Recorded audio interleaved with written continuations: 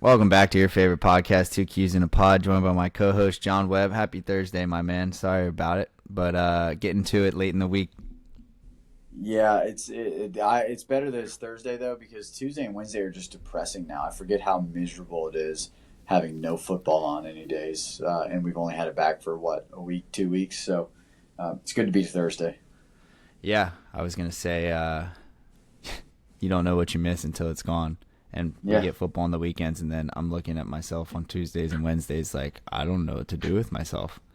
yeah. My wife asked why I had a countdown that had 7 weeks on it, and I said, "Babe, that's when Maction starts again on Tuesday and Wednesday. That's when we get it every night." She Yeah, wasn't too you're. thrilled. I can only imagine her response after that. It's beautiful. Well, good. Yeah, I'm glad to hear it. Let's recap. Let's get right into it from last week. How was your weekend? The weekend was solid. Uh, the the beginning of it wasn't as good. The end of it was really great. And so I mean I think it was a fun weekend. I think there were some great games for what typically is a week two. I thought Michigan Oklahoma at times seemed kind of boring, but it was a lot less boring for us who were on Oklahoma. Yeah. Uh, Vandy Virginia Tech was a blast. I wish I could have been a little more present to live bet it a few more times when we were down 10. But uh, talk about Beggars can't imposing be your will. choosers. Yeah, that's Yeah. right. Imposing your will in the second half. That was fun, man. Yeah, I'm not sure I remember a Vanderbilt team making another team quit the way that they did Virginia Tech. I think in the fourth quarter they went up 2 scores, and basically Virginia Tech just gave up. Their offensive line stopped blocking. They were walking around on the field. It was fun to watch as a Vanderbilt fan because I feel like we're usually on the other end of that, and it Hmm. was cool to see this team. They have a different pep in their step, so I'm really excited to get into this weekend ahead. But we'll get there later on. Wanted to follow up on this past weekend. Yeah, Saturday was phenomenal. I think we both did pretty well with our picks. I know Toledo was free. I never sweat that one. And then Wisconsin was close to not covering against Middle Tennessee, but ended up coming successfully covering. I think it was 18 and a half. And so the only one that missed, and it was the first bet of the day, was Duke at home against Illinois, who ended up getting blown out. It was a Brutal. lot closer than that score says. But at the end of the day, starting out 0-1, it's never good because then you kind of start to decrease your unit size, which really shouldn't be dependent upon if you're 3-0 or 0-3. It should stay the same. But for me, sometimes I just decreased the unit size on Saturday and ultimately ended up running the board on Saturday. So it was a good day for me. But Sunday was quite brutal. I think I started out 0-6. I was on the Panthers, the Patriots, the Lions, the Texans. It was a brutal Sunday. And I chased, and I don't know that I've ever had a successful chase, and I would not recommend to any investor out there in sports to chase. But I did and got a good number on the Bills when they were down 15 on Sunday night, and it was glorious. So I woke up like a new man, like I didn't even have such a rough Sunday, and it was great. I'm going to skirt aside that for a second, even though that was one of the more painful moments of my life. We learned two valuable lessons on Saturday. One, don't change your unit size. And I'm telling this to myself too. We talk about this all the time. Have a consistent unit that you know that you can continue to play, which I never do. Number two, the double bluff. We got hit with the double bluff. The double bluff is when Duke is too good to be true. It's like, why is this unranked team only 2.5 point underdogs at home? The lines come back on them. Yet the majority of people start betting on Duke because they know the system. And then you get an easy Illinois cover. They hit us with the double bluff. It's good to get that out of the way early. Yeah, Uh, I mean, I was not aware of majority of people being on Duke. Had I known, I probably would have decreased my unit size a fair amount. But ultimately, I thought it was a no-brainer. Illinois, a ranked opponent on the road, a 2-point favorite. I yeah, figured I mean, it's the what we public would dream be all of. over. Those are lines we typically love, and they trapped us this time. But Well, we've got a couple that we'll cover this upcoming weekend because I think there's at least 2 games on the top of my mind that kind of have similar characteristics in terms of spread. So we'll get there when we get there. But anything else from this past weekend you wanted to touch yeah, on? I'd be remiss to mention SMU Baylor. Really tough loss for SMU. Great game. Up double digits. It really felt a lot like the Bills. This time I was on the correct side. I had Baylor plus the points. I was really kind of hoping that SMU won by 2 in double overtime, but we didn't quite get there. But really great game. I think both those teams are actually pretty good. It's clear their defenses are pretty terrible, but both offenses are great. So those are two teams that to look out for to still win their conferences and potentially get a playoff spot. Yeah, that was one of the better games on Saturday. But there was a lot of good games, even all the way down into UCLA made it close against UNLV. I turned that on. It was, I think, one of the last games on the slate and was just up twiddling my thumbs. So I placed a bet on UCLA to come back, and I had it at a 15-1, and they ended up driving with the ball down 7 to tie the game and couldn't do it. But wow. Yeah, it looks like Tennessee made the right move by not paying Nika and letting him walk.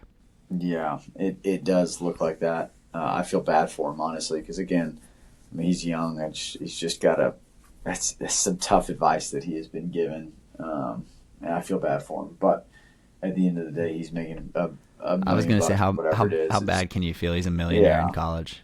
Yeah, that's true. That's true. I wasn't quite making that much when I was playing, so no, well, I when don't I was even watching. know what $1 million looked like. I was just mad that you got free meals and I didn't.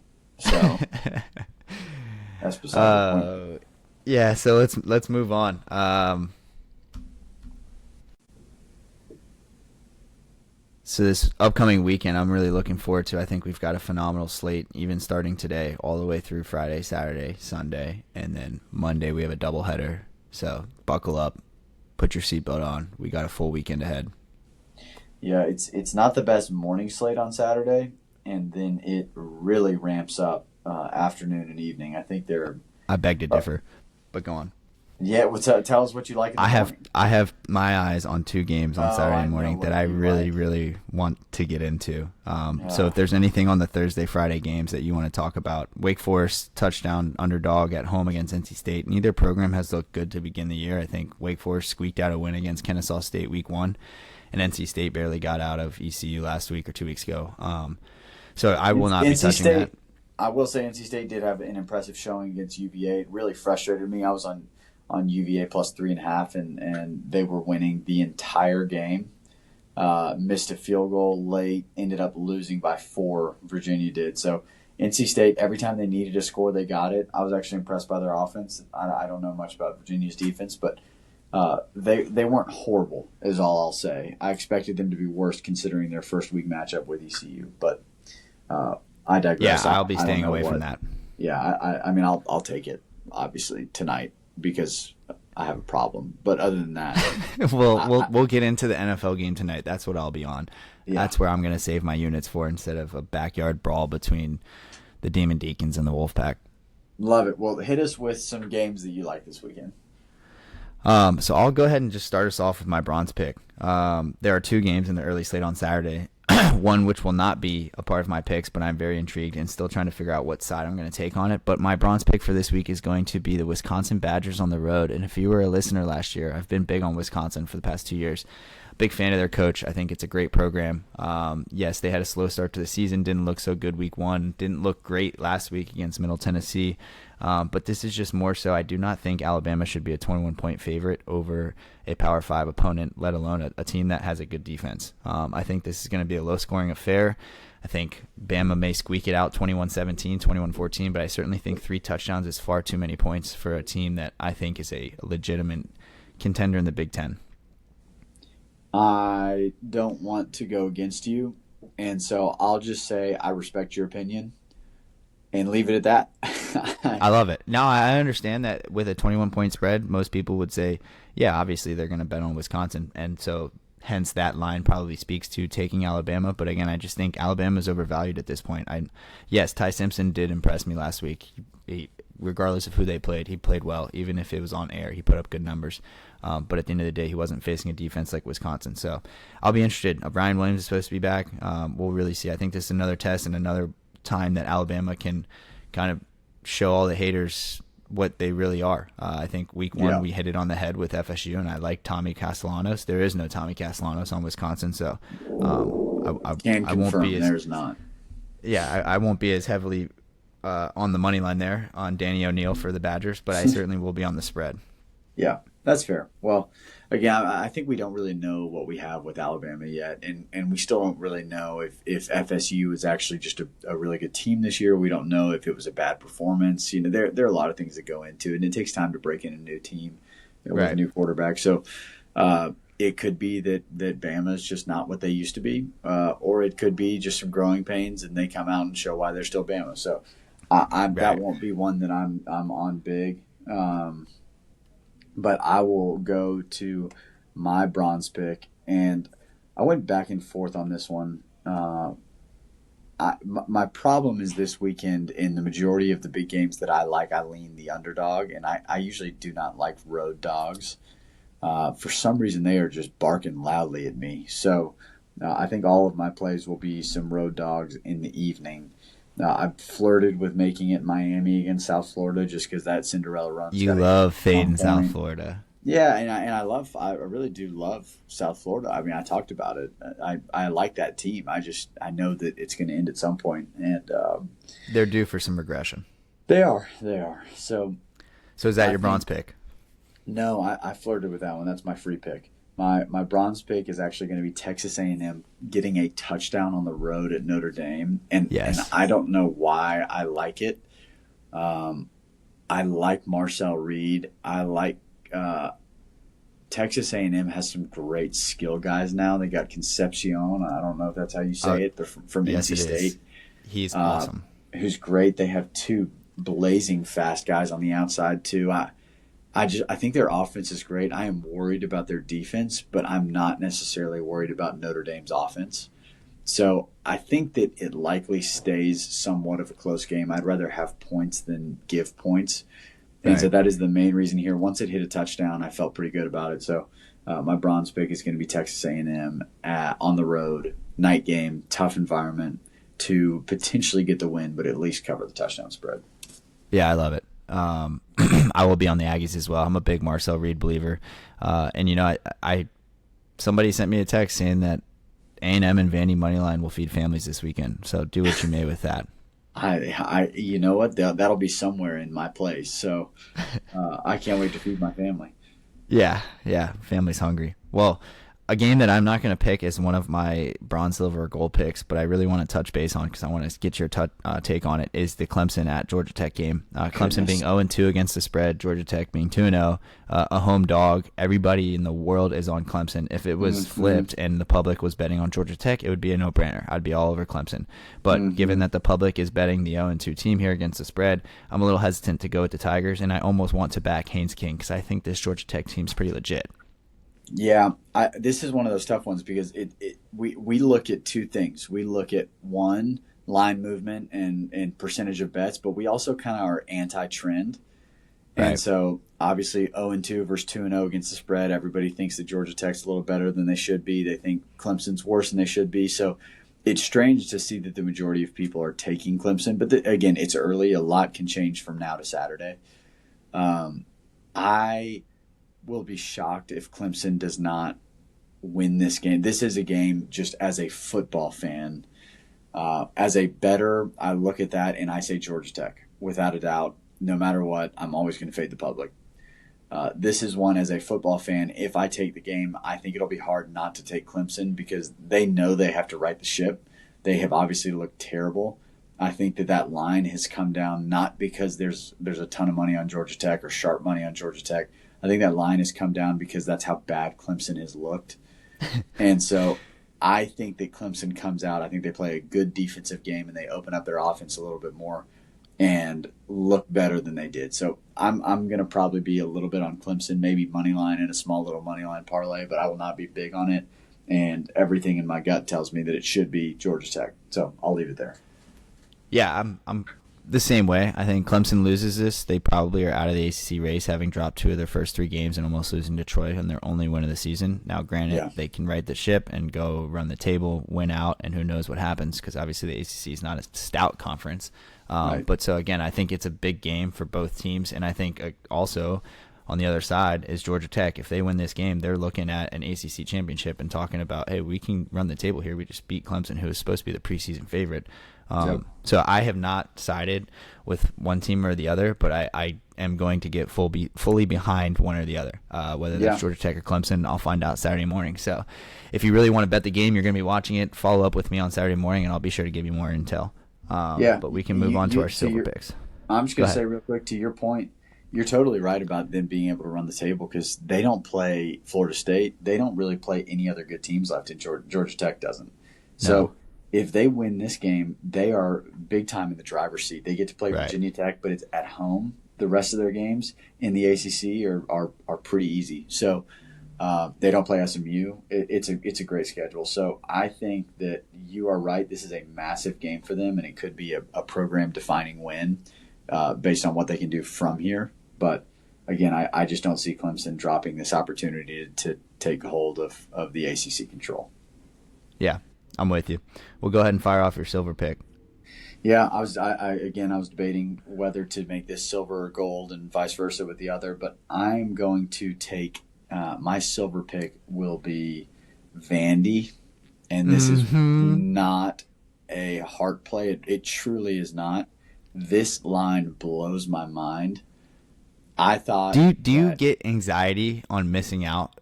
We both have watched this spread, so I think we got a text from a buddy on Monday or Sunday. It was like, hey, the line opened at 9. It's all the way down to 6.5. And we've just seen it go down to 4.5 as of today. Do you get any anxiety inside of, like, your team lines up with the play? Do you ever get overly excited and just hope, like, the game could be today? Well, of course, I always do. And I think I always go way bigger than I should. And sometimes it works and a lot of times it doesn't. But it really worked for me last year against Bama. That was, I don't think I've ever made that much money in my life in a weekend. But yes, it makes me so excited, and it does make me feel like I missed out on a better line. Right. I went ahead and grabbed a 7.5 when it was at 6, which I'm thankful for, because now it's down to 4.5, which I think is going to make me play the money line more than 4.5. But maybe I just wait for a live bet. Like I don't have anything straight on the game, and that's what I'm talking about anxiety, and I struggle with is, like, I don't want to take 4.5. I know it's the right play, but knowing if I'm going to take 4.5, I might as well take money line and wait for a live line at 7 or whatever it may be. Because, I think if it is truly a one possession game, I like the Commodores. Yeah, but I mean, points matter, and points are important. I do agree with you, but I think if it's going to be a close game, having the option to be able to lose by 3 or 4 as well is very valuable. So yes, that does mean I will have more money line exposure than I would have otherwise, but I don't think it changes the fact that 4.5 is still a good number to get. It still crosses 2 key numbers at 3 and 4.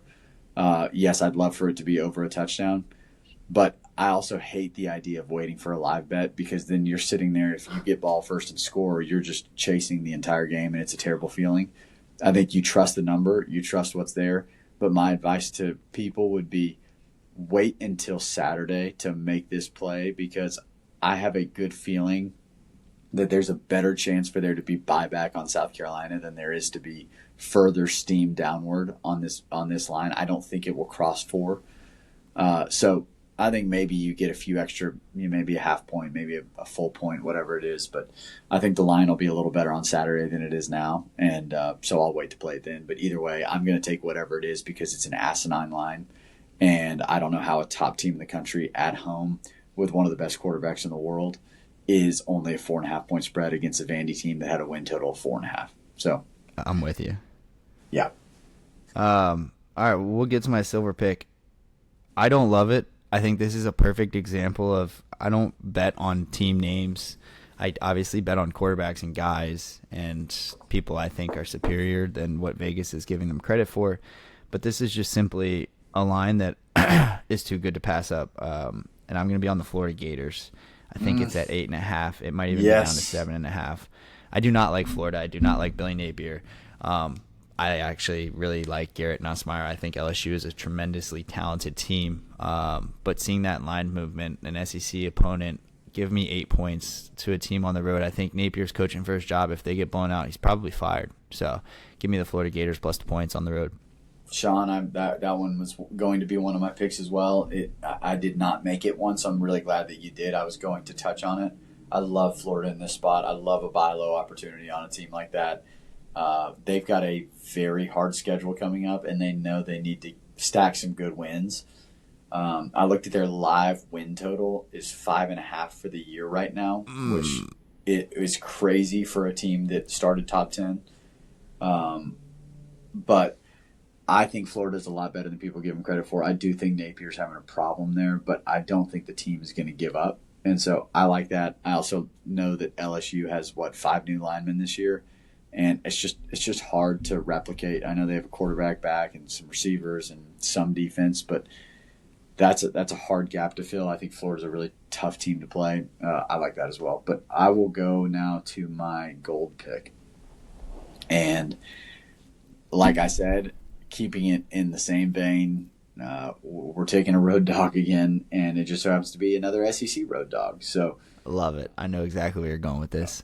We're going to go to the great state of Mississippi, where Ole Miss is coming off what probably should have been a cover for them, but was a last-minute field goal by Kentucky to bring it back within the spread. But I'm going to be taking Arkansas on the road, getting, I think it's at 8 points right now. I know it opened at 8.5 or 9. I actually saw a preseason line was 12.5, so it is really coming down. Ooh. Pig suey. There's going to be a lot of that on the road this weekend, isn't there? A lot of it. It's going to be beautiful. So if you remember the weekend that Vandy was the big underdog to Bama, there was also Arkansas as the big underdog to Tennessee. Or home against Tennessee, and that was the richest I've ever been. And we're going to replicate that this weekend. That's all I have to say. Man, that would be fun. Yeah, I love the Razorbacks. I will be on them money line, but plus 7.5. It's just the whole thing of, if you're going to give me a full touchdown to a conference opponent, I'm not that. I mean, yes, Jackson Dart was really good, but replacing him, I think the Simmons kid has been great, but it doesn't necessarily scare me. And again, if you're going to give me a touchdown to an in-conference opponent, I'll take that all day. So I as well will be on the Razorbacks as well as the Gators. For my gold pick, this is not biased. I really wanted to make it Vanderbilt, but given the line is now down to 4.5, I will not make it my gold pick because the gold pick has to be a winner. And what my certified winner this week is solely based on programs. I'm going to be taking the 0-2 against the spread Georgia Bulldogs to cover on the road at Tennessee. Mm-hmm. I'm glad that game was mentioned. So continue. Yeah. Really, that's all I got to say. Tennessee's 2-0 against the spread. Joey Aguilar's looked phenomenal as their quarterback. Gunnar Stockton has looked less than impressive, but I think, again, this Georgia defense is stout. I think they're going to go into Neyland and hit him in the mouth. And, again, this is the first Power 5 opponent. I guess Tennessee played Syracuse week 1. But when I say Power 5, first SEC opponent in conference game, I don't know that Tennessee's ready for this test, being the first one to Georgia. So I will be on the Georgia Bulldogs -3 by the hook. Yeah, I this line to me is right where it should be. I have no idea what side I'm going to be on. It's probably going to depend on where the public is on Saturday. But I don't hate that. I do hate taking a slight road favorite, but I do think Georgia's probably better. But you never know. I mean, Tennessee returned a good bit of their roster, and they've looked good to start the year. So I think it's going to be a great football game and a great way for us to get a little appetizer before our juicy, juicy night slate. Right. Couldn't agree more. Anything else on that front? No, I think college football, I'm good on that. I'm excited for the weekend. I think we take it to the NFL. Love it. Love it. Well, time to rebound after last week's epic fail on Sunday outside of Sunday Night Football. So let's hear, starting with tonight's game. I think we got a phenomenal slate starting tonight, Sunday, and as I mentioned, doubleheader on Monday. Washington at Green Bay tonight. Let's hear your pick. I think it's a great game. I actually am undecided as of now. Every time I find myself leaning Washington, I then think Green Bay at home getting three is great. Washington's offense did not look amazing against New York. Their defense looked great, but I think I could put 11 together and look great on defense against the Giants. Against Russ, yeah. No, not Russ. The Giants. Not Russ. Not my guy Russ. But I'm with you though. I think I am worried about it. Like Green Bay looked so good against Detroit that it almost makes me want to bet the regression there. So that was my thought. That was my thought before I looked at the numbers. When I woke up this morning, I thought I was going to be on Washington, and then after looking at the money and the public, they're on Washington, which caught me by surprise because, to your point, Green Bay looked really good last week. They got Micah. They're rolling. Look to be one of the favorites in the NFC.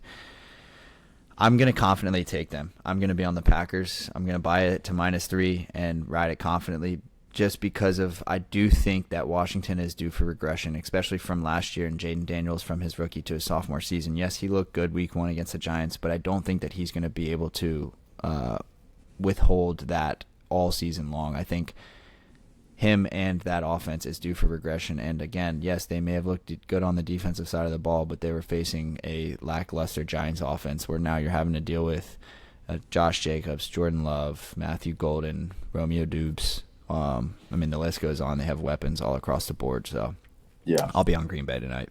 Yeah, that's fair. Well, I'll see where everything ends up. It's likely I'm on the home team, but we'll see. So let's get into it this weekend. I'll get us started. I'll go ahead and fall into the pit. Teams that started out 0-1 and are a touchdown underdog have covered some crazy stats. So go ahead and give me the Carolina Panthers. That's at 6.5. I'll buy it to 7. And similar story. I'll be doing the same with who is it? No, that's the buy to a 7 is Carolina Panthers. You know me, I'm always going to be a Panthers fan. I don't know why, and maybe it's that I'm friends with you, but I love Bryce Young. I feel like they've got some good weapons on the outside right now. They just looked so bad against Jacksonville. I'm going to blame it on sloppy rain delay football. I'm going to say it was an out of character deal. I also don't think the Cardinals are such a weird team to me, in that they kind of are fun and flashy, or they feel like they should be, but they kind of sting. Yes, and so that's how they've always been. Them giving 7 points to anybody feels hard to do. I'd love for them to have a good year this year, but all projections and everything point to that not happening. So I think I'll be on your Panthers there. I think the best games, my favorite games, and I'm sorry to go ahead and jump into it, but Philadelphia and Kansas City, I couldn't be more excited for that game. And this is not a homer pick because I hate the Eagles and everything they stand for. I never have gotten the opportunity to bet on the Chiefs in my life because they are always the public side, always. And I finally get the opportunity, and so I might be dropping a Thor-sized hammer on the Kansas City Chiefs this week. It's actually not my favorite play of the week, but it'll probably monetarily be up there. So yeah, I'm with you on that. I went ahead and I know this isn't a baseball podcast, but shout out to the Texas Rangers. They've been hotter than hot. So I went ahead and logged a parlay in around Robin yesterday with the Rangers. It includes Vanderbilt plus 7.5, Chiefs money line, and Monday night doubleheader, the Texans at home versus the Buccaneers money line. I think the Chiefs and the Texans, I think we both agree, are two of our favorite bets this weekend. Yes. Both coming off losses, not held in high regard in the public's eye. So I think this is a great time to buy low on both teams. And so I'll be big on both of those games. And then you throw in Carolina plus 7. I think, we could go game by game, and I'll probably have a take on each one. I'll say this. If you have anything on either of those two games, go ahead and speak now. But outside of that, I don't know that I'm going to spray the board. I think I got a little bit ahead of myself last week having the NFL back. I was just betting on a bunch of games and not necessarily having a reason to do so, which led me to go 0-6. So I'm going to try and minimize that. I do like Jacksonville on the road plus 3.5. Bengals did not look good against Cleveland, but again, that could be Cincinnati's due for regression, and so they could come ball out and score 40. I don't know. So I'm probably not going to take that game. Again, I think I'm going to hone in on that Carolina +7, Chiefs money line, Texans money line, and walk away. Yeah. I was fortunate. I think we were on some opposite sides last week. I actually had a decent week. My only main two, we did share New England together, which was tough. I think I won almost all the others, but then my two biggest plays were, unfortunately, the Ravens, who blew a 15-point lead with 5 minutes left and the ball. We all know how that goes. And then the next night, I'm thinking, surely it can't happen again when Chicago's up by 11 in the fourth quarter with the ball, about to at least score or kick a field goal. And in pure Chicago fashion, as a minus 2,500 live line team, they lose by double digits. Well, no, I guess they ended up losing by 3. Unfortunately, that doesn't help my +2. So I think it can't get worse than those two losses this week. So I'm hoping for a little bit better finishing from my teams. But I don't think I'll be on a whole lot. There's some kind of gross games and some weird quarterback situations going on in some of these. So, when the day comes, I'll probably be on a lot more than I say I am now. But as of now, I don't see a whole lot. It's hard when San Francisco, I think, is not starting Purdy this week. So San Francisco, New Orleans is all of a sudden a gross game. You got a big spread in Cleveland, Baltimore now. Dallas Giants feels like a trap line, to be quite honest. I think the Cowboys win that game, but I hate that the spread's that low. Scary hours. Ben Johnson returned to Detroit. It also was just that low for Washington last week. So yeah, that is true. That is very true. But I think you nailed it. Houston's going to be my favorite play probably to get a bounce back win. I still think they control that division, and I think they'll bounce back. So yeah, I agree with you. Actually, after this weekend, I'm glad I went and took the Texans win total over 8.5 at plus money to win their division at plus 180. I think before the season they were even odds, and 9.5 at minus 130 or 40. So got some good value in that. I'll have to say that one of the funnier texts that I've ever received, 11 p.m. on Sunday night, from John Webb. He said, "I'm not going to lie to y'all. That's probably the most painful loss I've ever experienced, but good to be back." And I couldn't have put it into better words. I mean, that's the life we live. It's the highs and the lows, and you're going to have good wins. You're going to have tough losses, but you got to take them on the chin. And just wanted to commend you for that text. Like it's great to be back. Well, I appreciate it. I can't say it was great in that moment, but it was fun to be able to feel the adrenaline of knowing the downfall's coming. It was great. Yeah. To be back. Yeah. Well, that's all I got for this week. Appreciate you hopping online, John. And, of course, Anchor Down. Let's get the job done this weekend. Yes, sir. Woo pig, Anchor Down. All right. We'll catch up next week. Enjoy your weekend. You as well, sir. Until next time.